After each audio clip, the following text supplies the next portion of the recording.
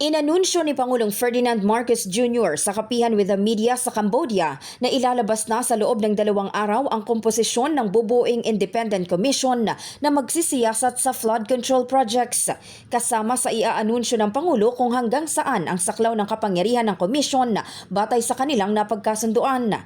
Sa kabila nito, tumanggi pa ang Pangulo na magbanggit ng mga pangalan ng miyembro pero ipinahiwatig nito na posibleng hindi mga politiko ang itatalaga upang matiyak ang independence ng komisyon. Sa BBM Podcast, una nang binigyang diin ang punong ehekutibo na hiwalay at ganap na independent ang bagong komisyon at hindi ito katulad ng Commission on Audit o Ombudsman na may partikular na mandato. Layunin daw ng komisyon na tukuyin kung paano lumala ang katiwalian sa infrastruktura, papanagutin ang mga sangkot at magrekomenda ng mga reforma para hindi na maulit ang anomalya.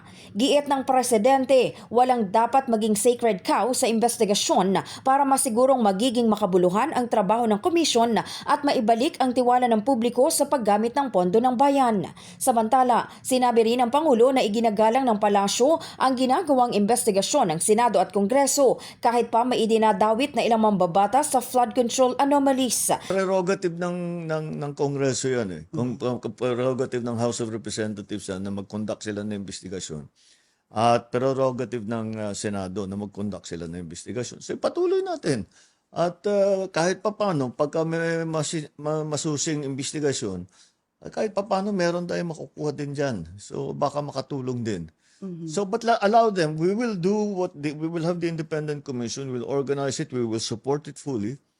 And all the other organs of government will I'm sure play their part in finding the truth to all of these all of these anomalies. Wala namang amin na may kaugnayan sila di ba, kahit sino. So hindi sila mag-inhibit. So kahit sabihin mo, at saka wala namang power ang executive sa legislature.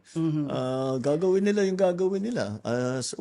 But that's their prerogative. In the heart of changing lives, ako si Brigada Maricar Sargan ng 105.1 Brigada News FM Manila, the Music and News Authority.